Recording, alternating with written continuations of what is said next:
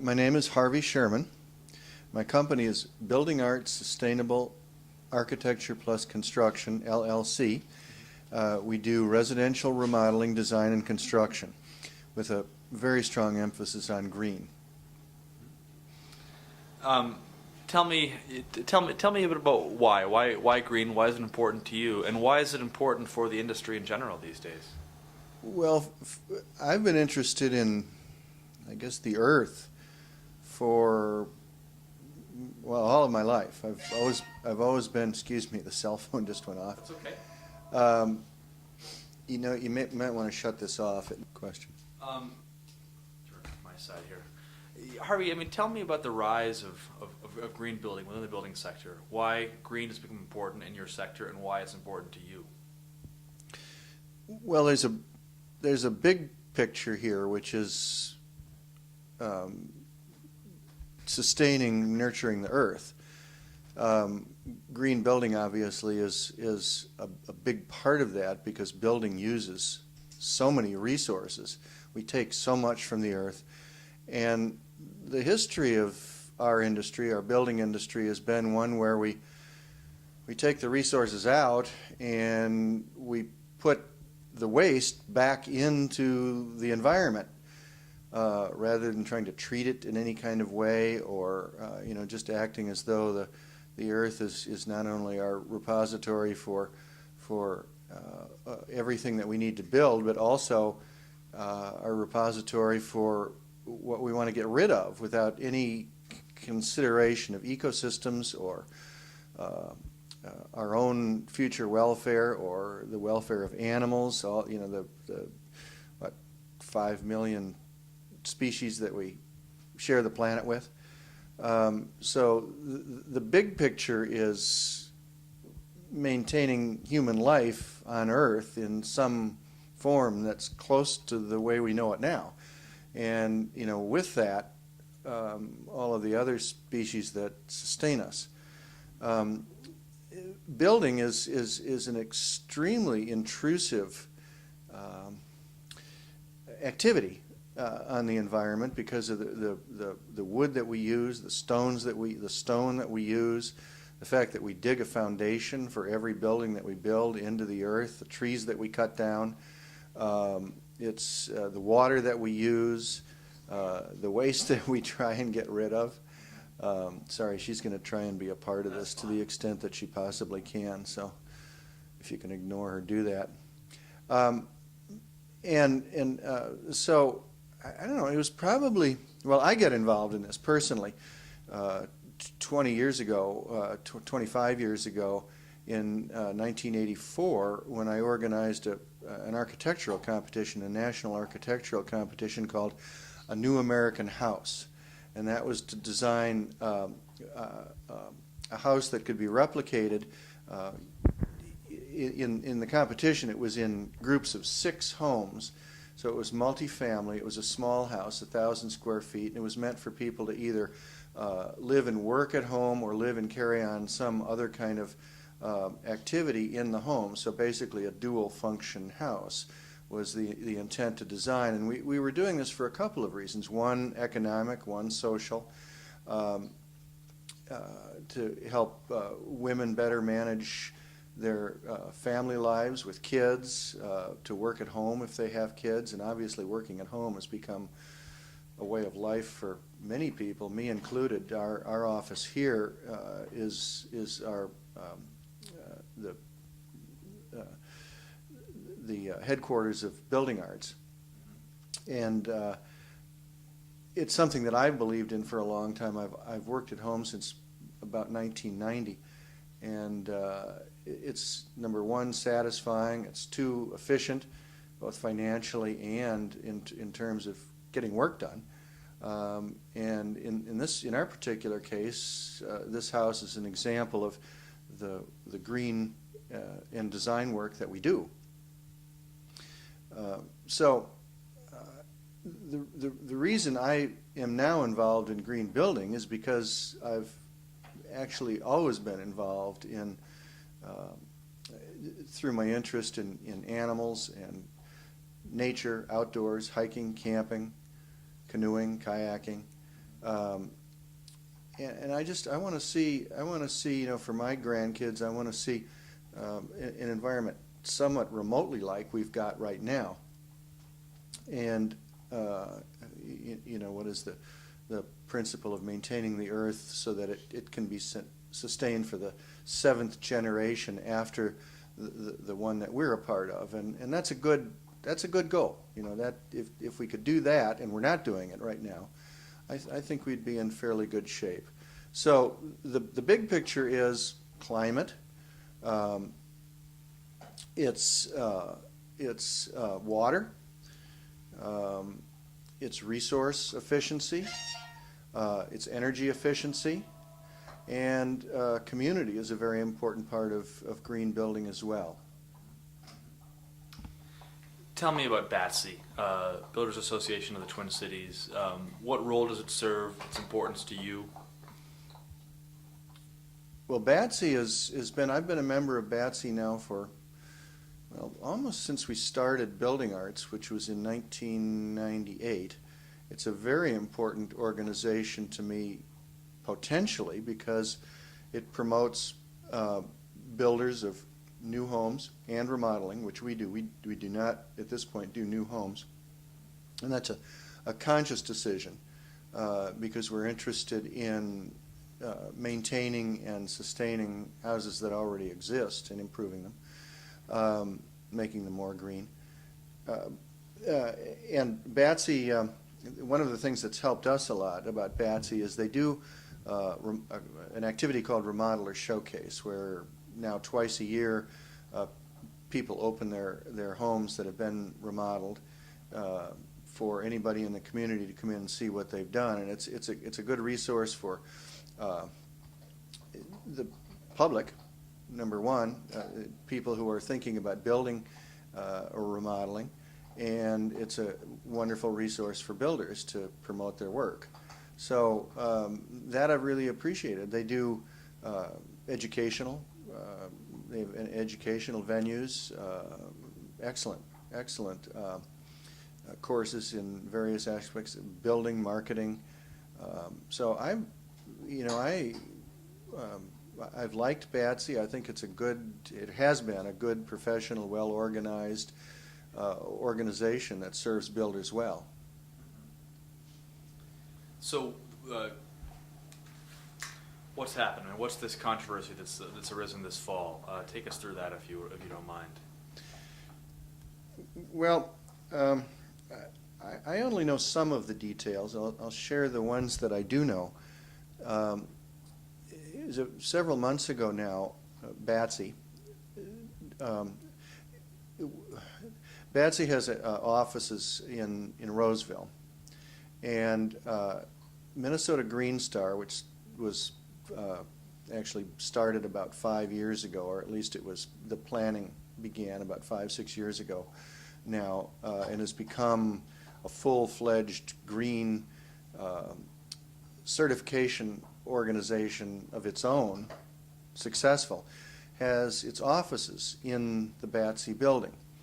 And so BATC basically offered space for Minnesota GreenStar to reside, to operate out of.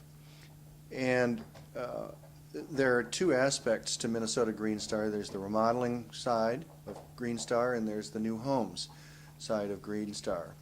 Let me just ask you quickly, is the dog chewing the bone affecting the sound? Oh, okay, good. It's two aspects, remodeling and new homes. And BATC is a very strong stakeholder in the new homes market, very strong supporter of new home builders. And as you know, the new home building market, while it hasn't collapsed, it's a lot different than it was 2-3 years ago. And many builders are suffering as a result. I think a lot have probably gone out of business. So BATC has a very strong interest in the new home builders. And they were effectively holding it wasn't the case at the time, but it seems like it now, effectively holding Minnesota GreenStar hostage in their offices.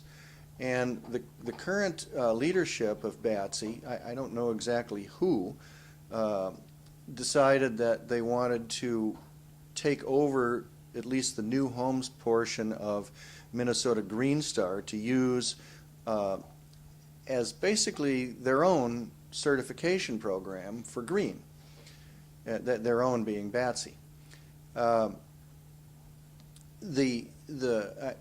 There's no question that there is marketing cachet in green.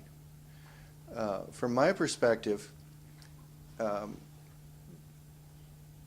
the marketing cachet should come from actually trying to be green, to do work that's sustainable, that's contributing to the environment to the extent that's possible in the marketplace right now, rather than pretending to be green.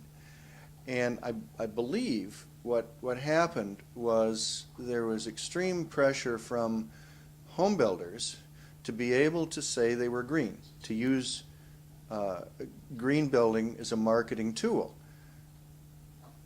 without necessarily actually being green in some cases. Maybe doing some things, some small things, but to be able to say they were a green builder, I believe, was very important. And I think this was what was behind BATC's move to try to take over Minnesota GreenStar, at least the new homes portion of Minnesota GreenStar. At least it looks that way from my perspective.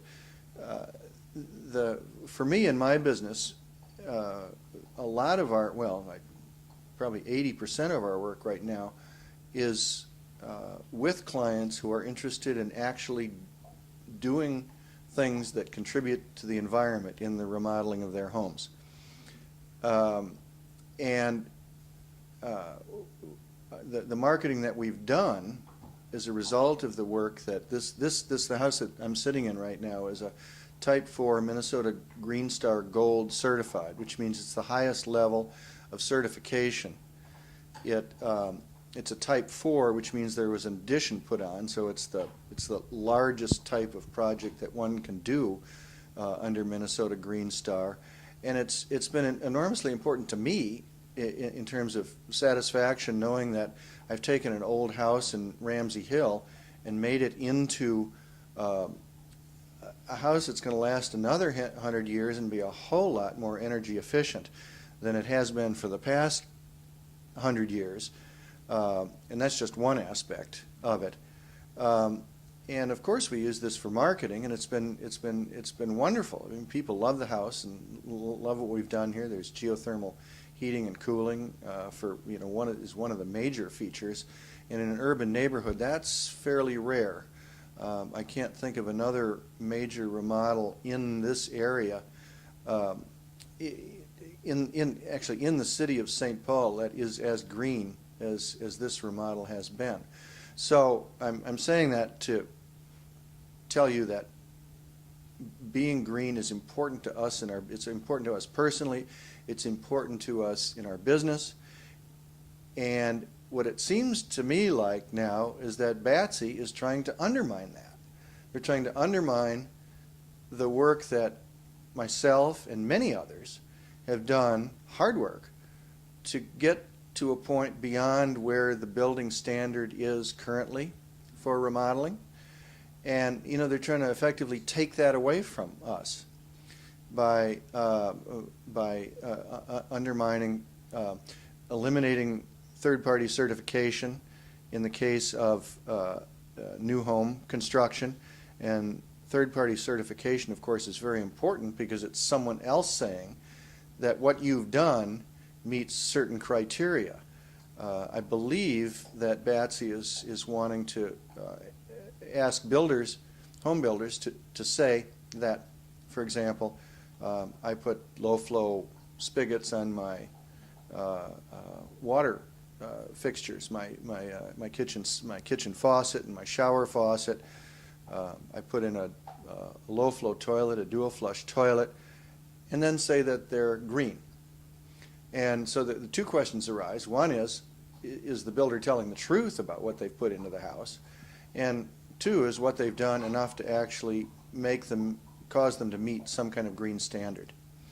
So BATC's move here is, number one, doing an injustice to a growing number of builders who are really trying to advance the profession to a point where it hasn't been, toward a point where it should be, isn't yet, trying to undermine them in favor of builders who would just like to sell a house and say that they're green as a marketing tool for that. Nothing wrong with selling a house. I mean, that's what the business is all about. But it's a choice. You know, it's a choice to be green. You don't have to be. Fascinating. I mean, tell me some of the specifics about how one, according to Minnesota GreenStar, gets a home certified as green. What are some of the steps? What are some of the ingredients, so to speak? And then the extension of the question is, what might be some of the differences between that and the watered down certification were BATC to have its way? Well, number one, I'm not sure exactly where BATC is headed with this. I don't know the details of that. But I was actually a member of the original group that started, which was called the Green Remodeling Group, which met in a little room, if I can use a company name, at Shaw Lumber Company. They donated their space for us to meet there. Have really been helpful in the process, really excellent stewards of green building. We started meeting there as a small group. There were 4 or 5 of us, and it grew to 8 or 9 or 10, and we put together the program to set the basis for the Minnesota GreenStar that now exists on the remodeling side. The home building side was being done by someone else, kind of parallel with what we were doing. The two programs are very similar, but in many ways, but diverge in other ways related to the difference between remodeling and new home building. And we organized the program along the lines of energy efficiency, resource efficiency, water conservation, community and site, and I'm blanking all of a sudden here on the 5th one, but those are the basic components, and there's a checklist that's been created, and there has been a manual which goes into more detail about the checklist. And the checklist is organized around basically these 5 categories for different types of remodeling. And you can go through the checklist and you can choose, say under resource efficiency, the kinds of materials that you want to use, whether you want to deconstruct your house and put it back together, whether you want to deconstruct your house and send it to someone else, whether you want to put it in the waste bin and send it to the landfill. You choose the size of the addition that you're making to the house. You choose the types of materials and the processes that have been used to make those materials, whether they're recycled materials, whether they're new, how they were made. Water conservation. The use of gray water systems is part of the program. The use of water-saving devices on your fixtures, water-saving appliances, water in the process of making products that go into the house is part of the program. But basically, it's a complex and extremely complete checklist of all the items one can put into a remodeling, or a new home for that matter, and divided into categories. It's a time-consuming process because documentation is required for third-party review, which is a fundamental principle. A third-party review is really, really important, and I value it. When this house was certified, it took me a week, I think, to put together. You know, if I'd been a little more efficient up front, it might have taken less, but to put together all of the photos and organize the documentation of everything we did, which was extensive, throughout this house in order to give it to the reviewers at Minnesota GreenStar, who then went through and tallied up the points and made the judgment about where we stood in terms of certification. So I'll say, number one, it's not an easy process, but it's not supposed to be. But it's a choice. You know, I chose to do this. Other people choose to do this because we want a better world. You know, we want to feel like we're not wasting. There was another part of that question that I don't remember what it was. Contrasting what's held most important in GreenStar standards with BATC's current standards, or BATC's standards were it to get its way and were it to wrestle away control over GreenStar. I honestly don't know what BATC standards would be, but I do know, well, just the fact that they want to take over Minnesota GreenStar suggests that, or, well, I don't know if they want to take it over or just get rid of it and do their own program. I'm not sure which it is. And I'm not sure what their standards would be, but I do know that, number one, they don't own the Minnesota GreenStar material right now. I think they're claiming that they have partial ownership of it, but that's a legal question.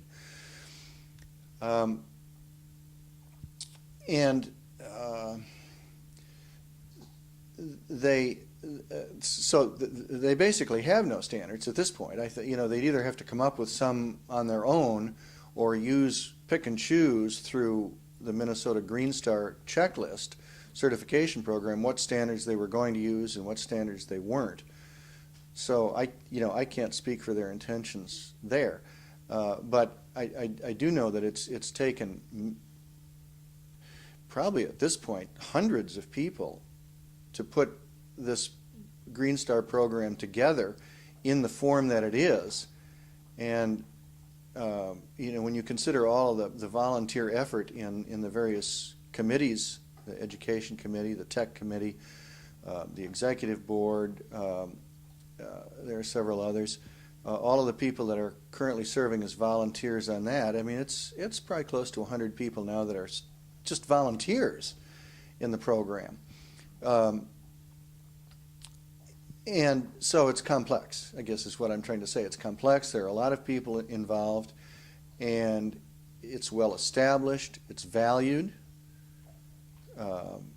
obviously because of the number of people that have had their homes and remodels certified at this point, and the fact that I see it in every time I go to a home fair or an expo or a showcase, people will ask, are you green? You know, can you tell me, you know, what it is to be green? How did you get to be green? What did you do to get your certification? They're really interested in that, and it's an invaluable tool in helping us to move forward to become more so. A general question: why is the subject or the danger of greenwashing so important going forward? Yeah, I was going to mention greenwashing, but I didn't want to say it outright. I hope I didn't put the words into your mouth. I mean, is this an example of greenwashing or not necessarily? Or what does greenwashing mean to you? Well, greenwashing is basically saying what you're doing is green when it's not, or doing a little something that's green. And saying that you, I mean, it really,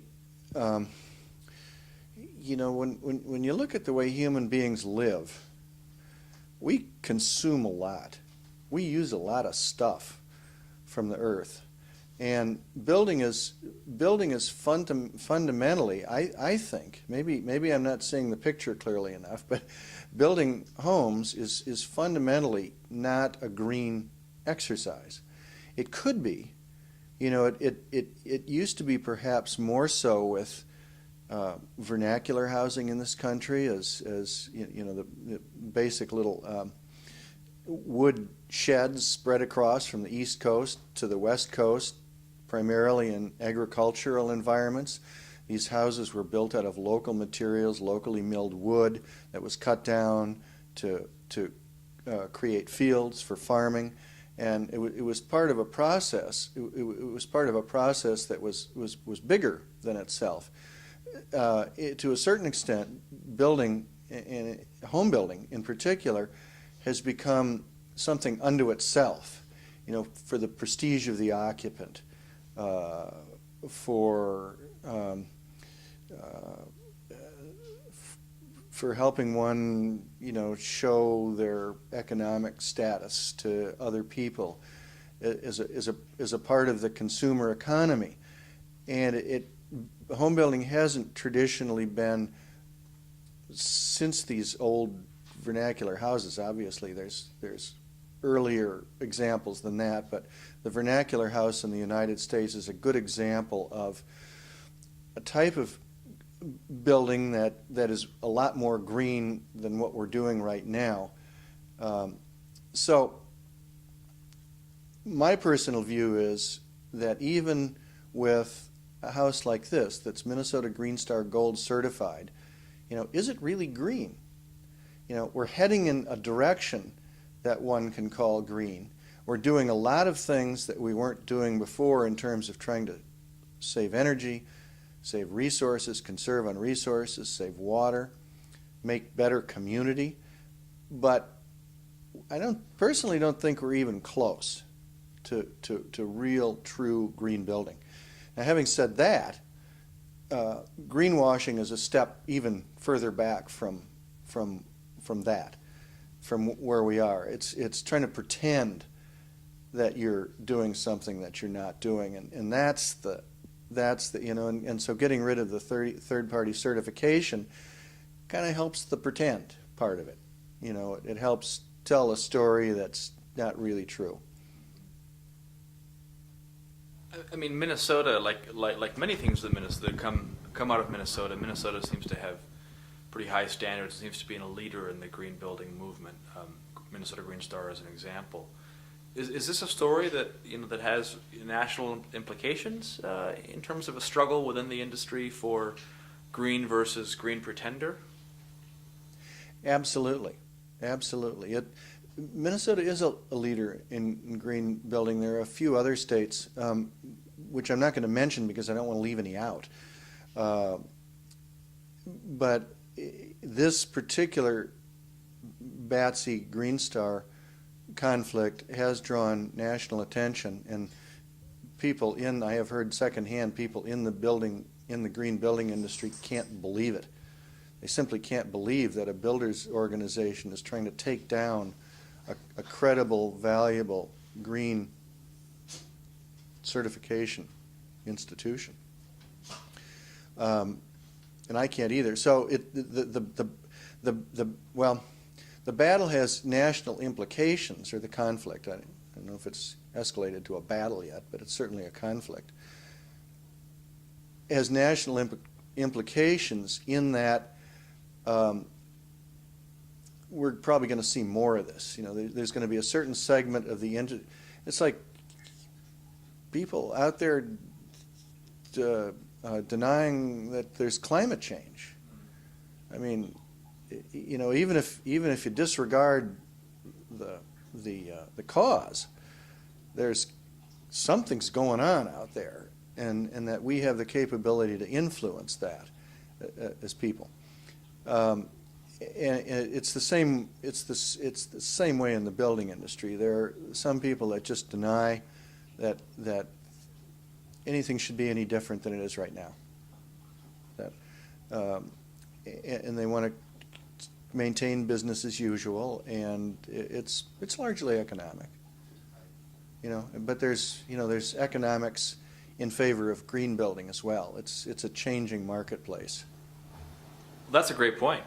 Tell us more about those. I mean, what are ways in which going green can make one a better capitalist, can make one money? Well, supply and demand. I mean, making green products and selling them. There's certainly a demand. The marketplace is actually the marketplace is one of the, in terms of products, has been one aspect that's held green building back because products haven't been available. They're beginning to be, green products are beginning to become more and more available. As they become more available, the price will go down, and it'll become more affordable to people. That's why this is such a struggle, is because right now the economic benefit isn't always there for green building, but in some cases it is. And the more, the more solar panels that people put on their houses, the cheaper they'll become, the better the technology will become, and it'll just reinforce itself and build. For example, in this house with geothermal, we're now depending on electricity for our power or for our fuel, rather than gas, natural gas. And while natural gas is very available, it's still not a renewable resource. Electricity, in the way that it's produced, can be based on renewable resources. Isn't necessarily right now, but the more demand for electricity there is, the more pressure there is going to be to make electricity in different ways than we do now on a community scale. So, I see my little geothermal project here at McCubbin Street as pressure toward making the utilities move closer toward renewable energy. These are great points. This has been a wonderful interview. Anything else you want to add? Well, that wasn't a helpful question. No, you weren't specific enough. All right, I'll be more specific. No, I mean, as a builder, do you feel torn when two organizations, both of which you're affiliated with, might be going into a battle with each other, or is this a battle that has potential to really tear a nasty hole within the industry, to divide people on both sides, the industry being Minnesota builders? Or do you think that the way things are going, the rise of green building will lead to a natural victory here? Well, the divide is already there. I don't think it's going to tear a hole in anything. In fact, it's going to be, because the current leadership of BATC is apparently a group of very short-sighted individuals with a very narrow view of the world. It's a shame living in Minnesota that people like this still exist, but they do. That will pass. Sanity will prevail here, and maybe the fight is a good thing, because it does bring out valid points. I mean, I don't mean to make it sound like, despite what I just said, that BATC is all bad and Minnesota GreenStar is all good. That's not at all the case. BATC is potentially a great organization, and we have, GreenStar has something to learn from BATC and vice versa. The point is, they spend, someone mentioned the figure $40,000 the other day they've spent on legal fees to try and take over GreenStar. I mean, what's the point of that? That money could have gone to any number of endeavors that BATC might have toward helping home builders be more green. It's just, that's insanity. But no, this is the conflict now is only going to end up producing a better GreenStar and a better result overall, and with more people, different people, understanding each other's different points of view better.